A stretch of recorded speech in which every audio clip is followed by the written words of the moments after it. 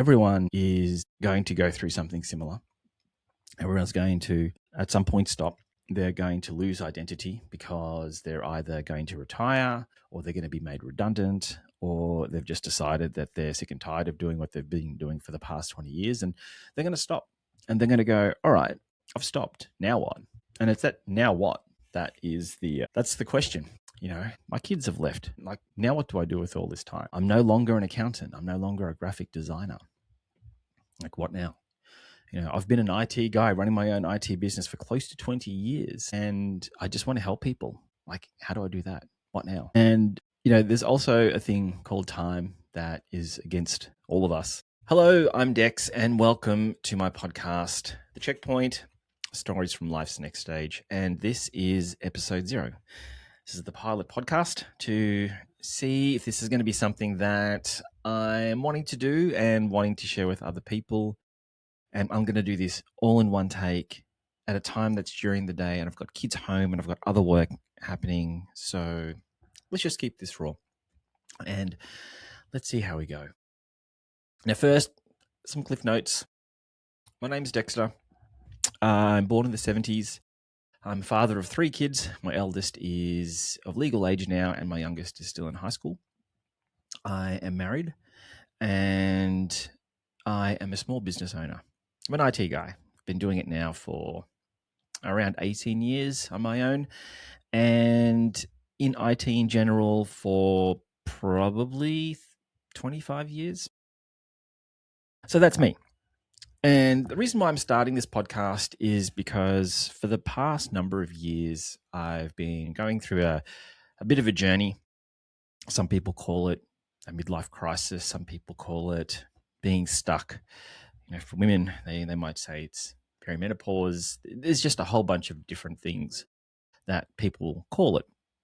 But one thing is for certain, that the majority of people my age, approaching my age, or slightly older, will go through something similar.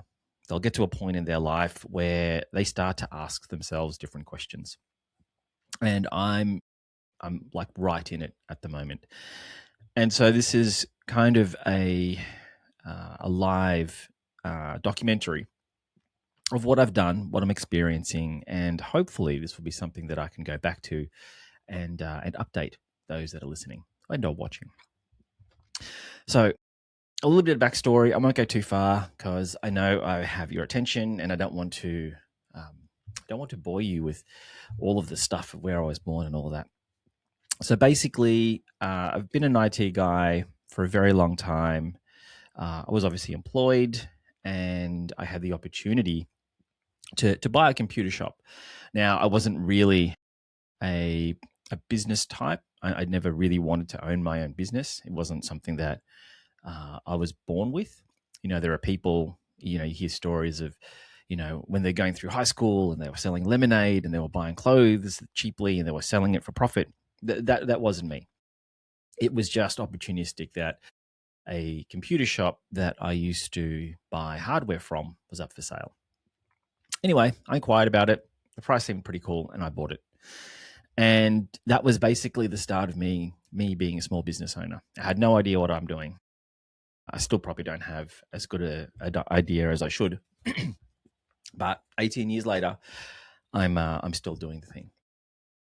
Now, in the ownership of that business and the running of it, I've grown to harness the skills that I value most.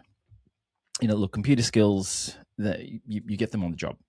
Sure, you can go to school and study them and that sort of stuff, but realistically, at the end of the day, it's not until you're out in the field, in front of a customer, in front of a computer, in front of a server, where you really start to learn things. So my computer skills, I would say, are pretty good. They're not the latest. I don't know the latest and greatest, but at the same time, I don't need to know that for some of the clients that I look after. Now, the skills that I really value are interpersonal skills. My skills in dealing with clients that are happy, clients that are, that aren't happy with maybe something that I might have done. And through the course of me being a business owner and obviously an employee in some way, I've gotten to a place where I'm actually really happy with how I deal with customers, with potential customers, with long-time customers, with with all sorts of people. And through the journey, I've realized that IT, I like it. I'm a tech guy. I'll always be a tech guy. I like digital things. I like, buttons and noises and all of that sort of stuff. And that's always going to be me. But what I really started to enjoy was the interaction with people and my customers, and just seeing what's going on, seeing if there's, pardon me, seeing if there's a way that I could help beyond just the IT stuff. Now that happened. That didn't happen by me pushing the fact. It just happened because they've known me for so long. Like I said, some of the clients that I've been looking after, I've known them for over 20 years. So I've seen them I've seen them with their first kids. I've seen their kids get married. I've seen them become grandparents. And unfortunately, I've seen a number of them pass away. So I've been doing this a long time. And so I've been able to work on my skills of dealing with people at all, in all aspects of their life.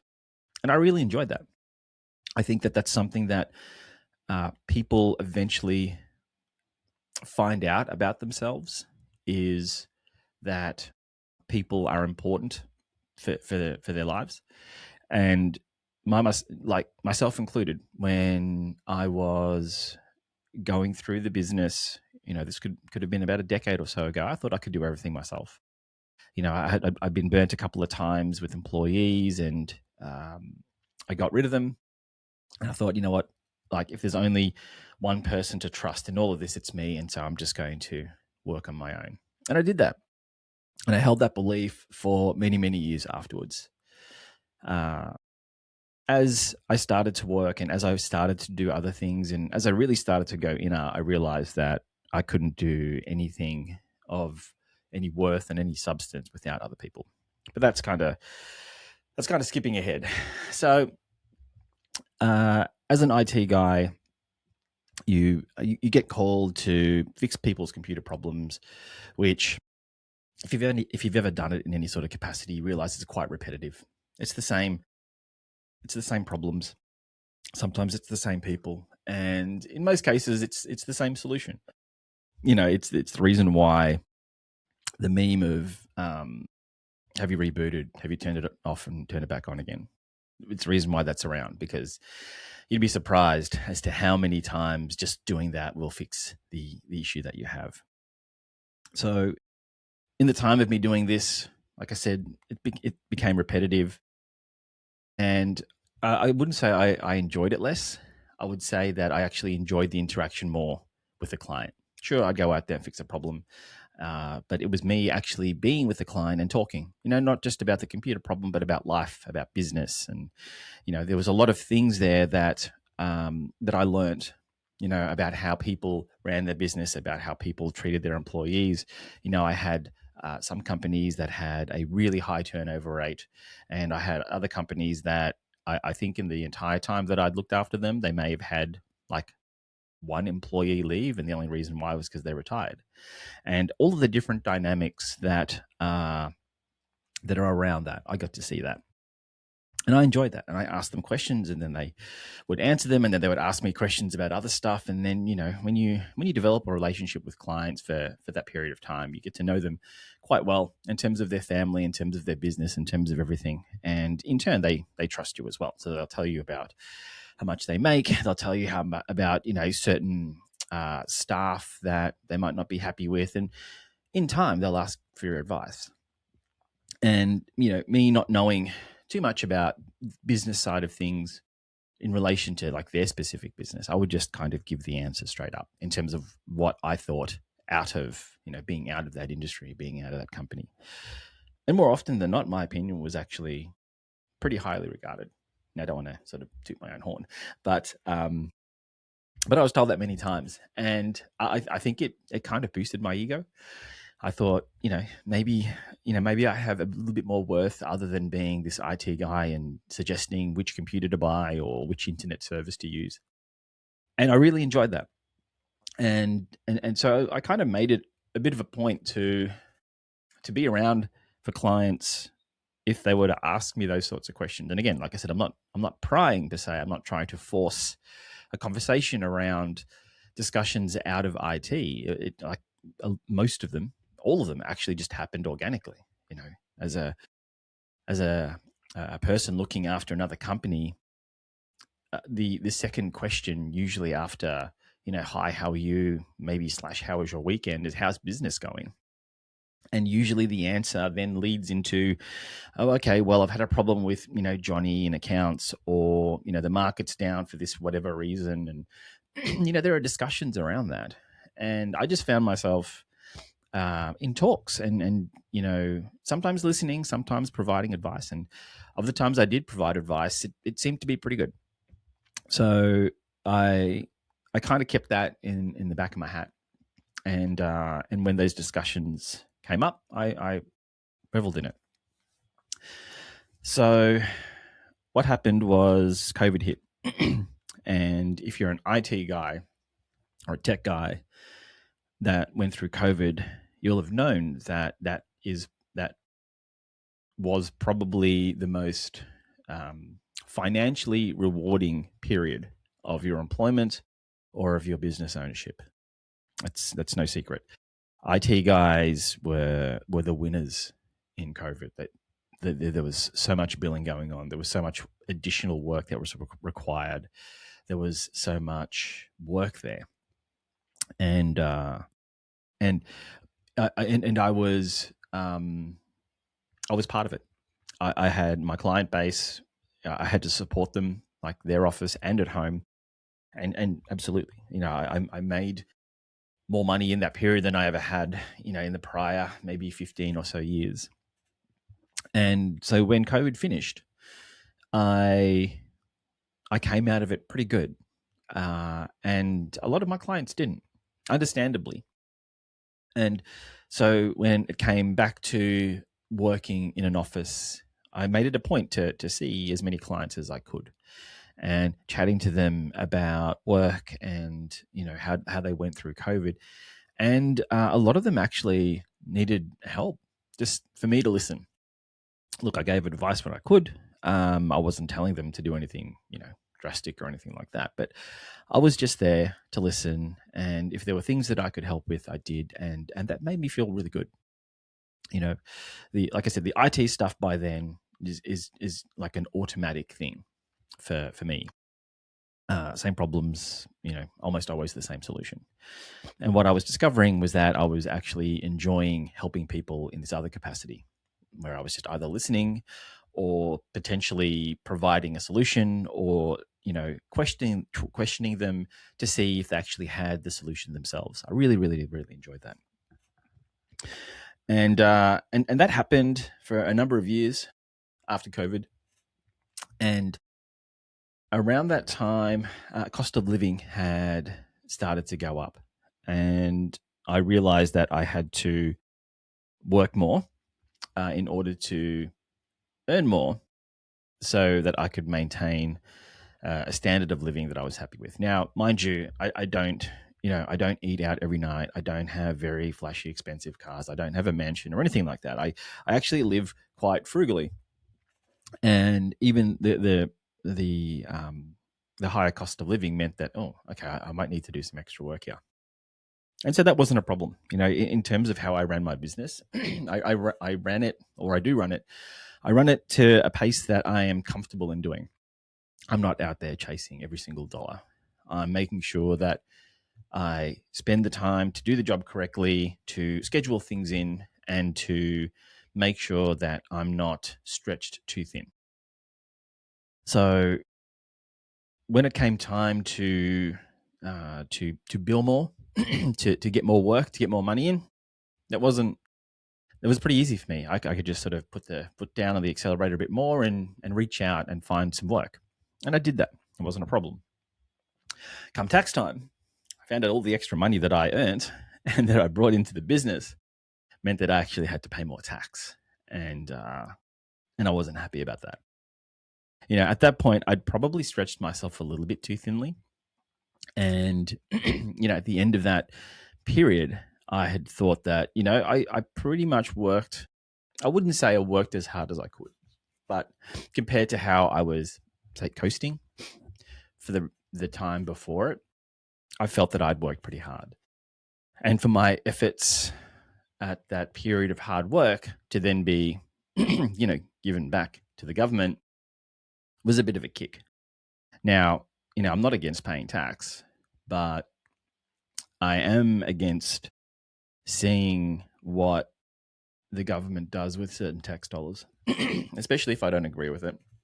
And especially if it's just the spending is it's incomprehensible. And sure enough, look, there were decisions that were made, and the government had purchased things or had spent tax dollars there. Pardon me, sorry, apologize for that. And you know what? I took it personal. I took it personal that the extra tax that I had to pay them went towards this thing that I never agreed with, or it was like sometimes it was even the total opposite. And so I made the decision to basically become an employee after being a small business owner for probably at that point maybe 16 years. I thought, no, I can't keep going on with this with having to work really, really hard to earn more money, to then have to give it back to pay tax, for then that tax money to be used in ways that I didn't agree with. And so yeah, I became an employee, and it started off well enough. I enjoyed working in a team, and I enjoyed some of the other perks that come with being an employee. And in time, I wouldn't say slowly in time, it was actually rather quick. Things weren't what they seemed, and 9 months later, I was back out working on my own again. Now, financially, it didn't do anything bad, and the experience, if anything, taught me a lot, and I'm grateful to the company that gave me the opportunity. At the time, it sucked. Like I just thought they were the worst. But in hindsight, and I've made my peace with them internally. They did me a favor. They gave me a glimpse of what the other side was, and yeah, so I'm back being a business owner again. All my clients came back as well. It was all very cool. But during that period where being an employee was becoming tough, I had started to put together an online course.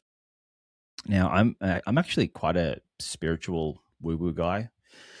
It's not something that I publicly announce.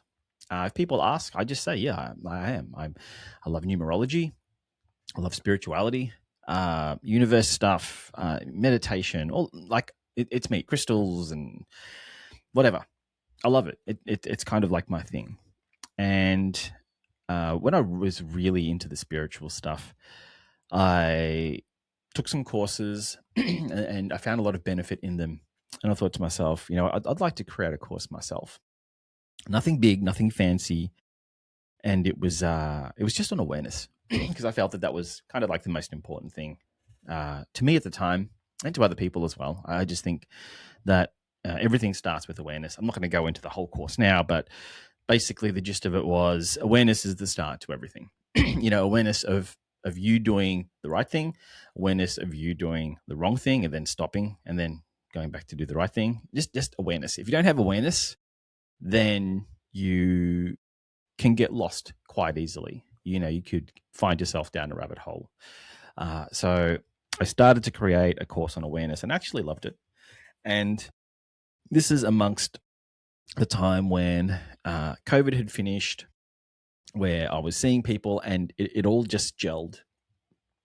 Being around people, helping them in a way beyond IT, spirituality, like everything just felt right in the world and with all the stuff that I was doing. And so I did that. I was creating this course. I'd showed some people this course, and it was pretty cool. I thought it was pretty cool anyway. And then that's when the cost of living kicked in. I like pretty much everything stopped. when things started to go a bit more serious with money, because I had to then spend a lot of time doing work. Spirituality is always going to be there, but in terms of me sticking around and basically helping people with problems, that became that was affected because I just wanted to bounce from that job and then go to the next job really quickly and then earn money there and bounce from that and go to the next job. It was just a whole bunch of back and forth. So a lot of that stuff took a hit, and the awareness course basically was on the sidelines. And so when the last months of being an employee were in place, I actually dusted off that course and I was revamping it. I was actually using it for me. I needed it. So I was looking back on this course and changing some things and realizing that, it's still pretty good. Maybe I could sell this. Because at the time, the writing was on the wall with me being an employee, and I didn't know how it would end. I was thinking maybe this course is going to have to be the way I make money. I don't know if I get fired or let go or leave. I'm not sure what's going on. So I started working back on that course, and when employment finished up with that IT company, the results were favorable for me. So I could now fall back into being a small business owner. And at the same time, I had this course that I wanted to do something with. So I started working on it constantly. I started thinking of different ideas. I thought of expanding it into things other than awareness. And I started to realize that my time in IT was numbered in terms of, I still love it. Like I said, I'm always going to be a tech guy. I still love my clients. It's 20 plus years now for most of them. But being that IT guy isn't going to be me in the near future. On top of that, I was getting closer to 50. Retirement is closer than ever. And could I really see myself still sort of digging around underneath desks and checking cables and that sort of stuff? I don't think so. And what I really wanted to do was just to help people. So I worked on this course. I started a community. I stopped the community. I worked more on this course. And there was just this period of a number of years where I just tried different things. Yet at the same time, still obviously working within the IT business and just making sure that was running, because that was paying the bills at the end of the day. I couldn't just stop that and focus on, helping people either through coaching or through a community or anything like that. So there was a lot of feeling of being, I wouldn't say it's stuck, because I always feel like I'm moving. I always feel like I'm doing stuff. It was more of a feeling of firing a shotgun, trying to aim for something. Like I want to go over there. I want to help people. That's what I want to do. But I'm trying to hit that target with a shotgun. And every time I took a shot, like I would get close to it, but I wasn't exactly hitting it. And those shots, they represented different things that I've tried or am trying. And not one is really hitting the mark.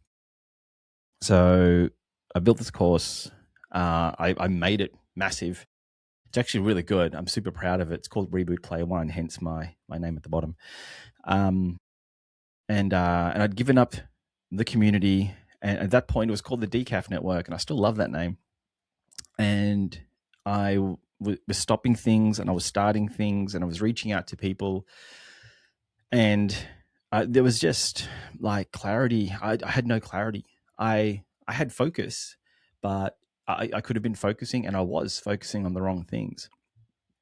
And look, like I said, I am a super woo-woo guy, and I do believe in things like divine timing and universe providing and all that sort of stuff. And judge me if you will. That's cool. I don't care. It's worked for me. And I realized that, I had to have a whole bunch of things fail and not work for me to get to where I am. And I'm actually really happy where I am now. I've been happy for quite some time. And I understand now that things that don't go the way I planned, there's obviously a reason for that. And I don't, I don't, I don't kick myself as much now for things that aren't working or that aren't fail or that are failing, because I can then turn around to myself and go, okay, well, there's something in that to be learned. If that didn't work, like, why is that? Does that mean that I should stop doing that thing?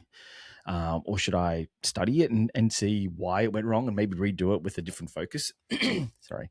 Like, what is it? So I'm now at a point now where, I could try 10 things, and if 8 things fail, I'm not going to beat myself up 8 times. I'm going to be like, well, what did I learn from this? Should I do this another way, or should I not do it at all, or should I try something else? And I'm actually okay with that. But still, it just meant that there was no clarity. And so what I did was I started to reach out to people, some of the people that were part of the Decaf network, some of the people that I told about Reboot Player One, some of the people that I had shared these ideas with. And a lot of them, in fact, most of them, honestly, all of them, they're all in the same boat. We're all roughly the same age. We're all just trying to find a different path. We're trying to find what the next stage of our life looks like. It's somebody left a job where they'd been working there for 15 plus years, and now everything's foreign. We've had somebody that has had a change of circumstance, and they were in a corporate environment and they want to try something on their own. And we were all in this holding pattern of trying to figure out what it is that we want to do, and no one's got the right answer. No one's got the one answer. Everyone has answers, but the only answer that is correct is one that will fit you. So I found that there was actually quite there was a lot of meaning and a lot of, I wouldn't say clarity. There was a lot of information talking with these people about this, and there were a lot of insights. There were a lot of things that we could try, a lot of things that we all discussed, and we basically helped each other. Now, this isn't a podcast where I say this is what I've done and now everything is all peachy. No, like this is the start. This is basement level, episode 0. This is part of my journey, part of my hero's quest to figure out what it is that I want to do. And come episode 10, if it makes it that far, or come episode 100, if it makes it that far, it could be I could be talking about something entirely different. But like I said, I'm documenting this for the purpose of telling people that, you're not alone in all of this. Everyone is going to go through something similar. Everyone's going to, at some point, stop. They're going to lose identity because they're either going to retire, or they're going to be made redundant, or they've just decided that they're sick and tired of doing what they've been doing for the past 20 years, and they're going to stop. And they're going to go, all right, I've stopped. Now what? And it's that now what that is that's the question. My kids have left. Like, now what do I do with all this time? I'm no longer an accountant. I'm no longer a graphic designer. Like, what now? I've been an IT guy running my own IT business for close to 20 years, and I just want to help people. Like, how do I do that? What now? And there's also a thing called time that is against all of us. I'm very close to 50, and depending on when you listen to this, I may have already turned 50. And I Googled only yesterday what the retirement age in Australia is, and look, generally speaking, it's about 65. Let's call it 15 years. That's not a lot of time, but what was really weird was there was actually a line that said, whilst it's been known for people to retire anywhere from 57 to 64, the age that most people say is 65. I'm like, 57? Like, there are some people that are retiring in 7 years' time. That was astounding to me, because being a small business owner for so long, I don't have, how should I say this? I don't consider that I have a work-life balance.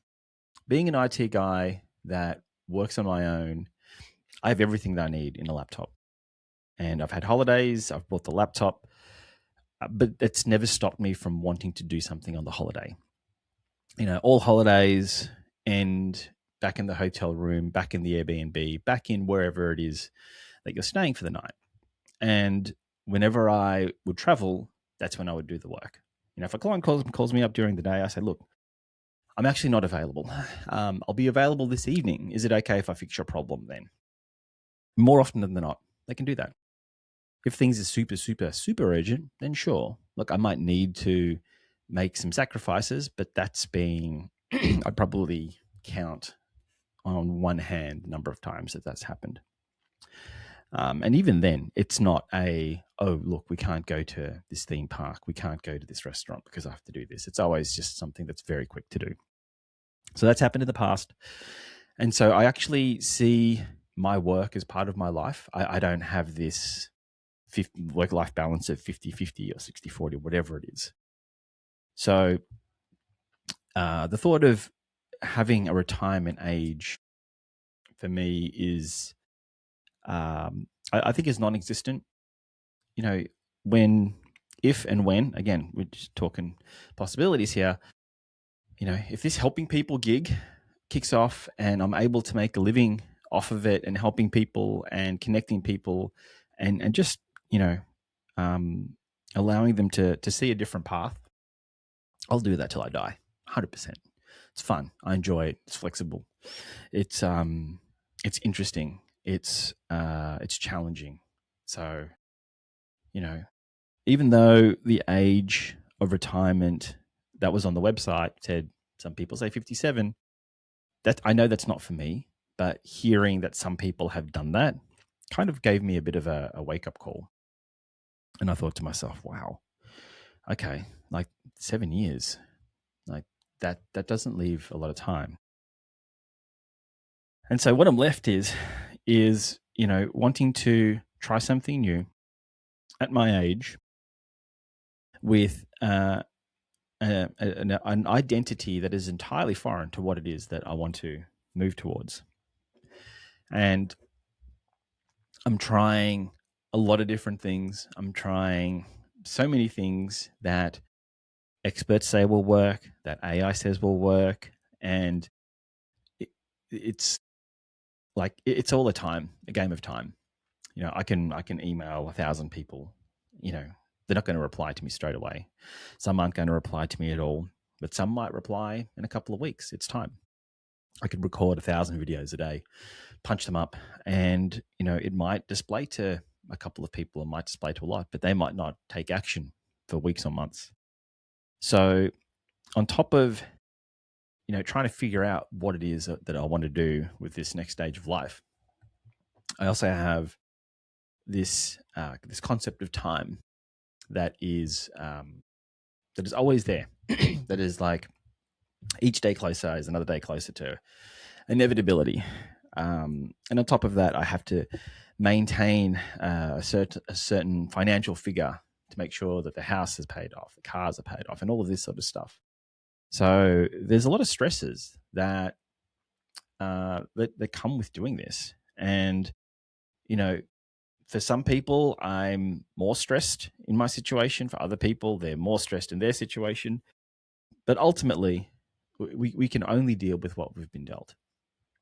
And so the idea behind this podcast is to tell people that we're all going through the same stuff, right? It's different. We're all we're playing the hand that we're dealt off a very unique set of cards that's only for us. But having said that, the things that we've tried to do to find clarity, to gain some peace, to work things out, they might not work for you, but they might work for somebody else. And so the idea is to build a community, is to get a lot of people together and just talk about it. It's just talk about things that they've tried that worked for you, that might not have worked for you. Someone might have told you what they have done, and it might help them. And hopefully I can get people on that are in a similar situation. They might have gotten a bit further. They might have, just started this journey of theirs and to just keep track of them, just to see how they're going. Because, even though this is episode 0, like I said, by the time episode 10 or 100, maybe episode 5 rolls around, I could be talking about something entirely different. I could be recording from a different country. I could be talking about an industry that's not IT and or helping and or coaching. It could be something entirely different. I don't know. There are just so many things that are unknown. But what's important is that I have some things to try. There is that saying, what was it? Analysis paralysis, where there are just so many things that you can do that you don't do any of them because you're just shocked. And I've had a little bit of that, especially when it comes to trying to promote this community, this course. You've got thousands of great, business builders and people that have these fabulous stories, and you listen to them and like, yeah, great. The stories are inspiring and they've got really good tips, but ultimately they all contradict each other, and that's difficult because, again, we're talking about time. Somebody talks about building an email list. Somebody talks about just marketing on TikTok. Somebody talks about running everything online, whereas the other person just says, just do face-to-face stuff. It's quite difficult to know what to try and know what to do, and know where to spend the money, because, that's the other thing. You've got time against you, you've got finances against you, and you've got you have this thing where with age, it's funny. I think at least the older I get, the less I am impervious. Is it the right word? I hope it's the right word. To things that don't work. But at the same time, I know that I need to let things build up to assess what it is that, to see whether it's effective or not. And that's difficult. That's really, really difficult because, like I said, people say to run this strategy, and you're like, okay, I'll do that. But when am I going to see the payoff? Is it like a month? Is it 3 months? Is it 12 months? Like, what happens after 12 months where this strategy that you've employed suddenly doesn't work? You've got 12 months down the drain. So that's difficult. So I've had to rely on a lot of, self-awareness. I've had to skill up in certain areas. I've had to do research. I've had to speak to a lot of people and speak to a lot of friends and just see what would work with me. At this point, I'm relying a lot on gut feel, intuition, on what feels right. I think what happens the older I get is I tend to audit my emotions a lot more. I tend to dive deeper into reasons why I'm happy, reasons why I'm sad, and are there any other ways in which I can not so much tweak it but understand it? A perfect example is materialistic things, objects that I like. I had to buy a car for my son because he wants to learn how to drive a manual car, and we have a manual car, but it's not suitable for him to learn in. So we bought him one, and it's quite cheap in the overall scheme of things for a car. And I love it. I have so much fun with this car. I've had a couple before, and it's fun. It's cheap. I can tinker with it, and it brings me back to a time when I had not as many responsibilities, and I'm enjoying it, and it's really, really fun. And I'll ask myself, if I was to spend 10x the amount on a car, which is quite easy because, like I said, this car is cheap, but if I was to spend 10x on a car, will that equal 10x the amount of happiness? And the answer for me is clearly no. Like the joy that I get, it's fun. I love it. I couldn't imagine being 10 times as excited or having that much more of a rich experience by spending 10 times the amount. And that sort of doesn't weigh on my mind, but it's something that I think about a lot in terms of,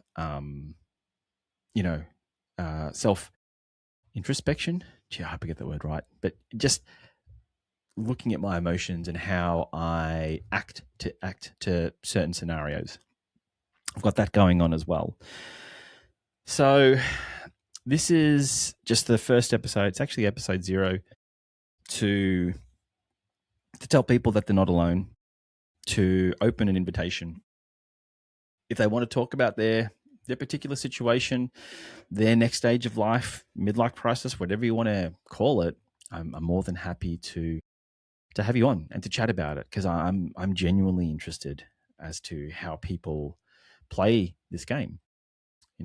People play with different abilities and different skills, and some will come more equipped, others will come less equipped, others will have certain magic and certain potions, and just there are so many different variables. You'll never be able to play the same game twice. The game that you're playing is the game that you've been dealt.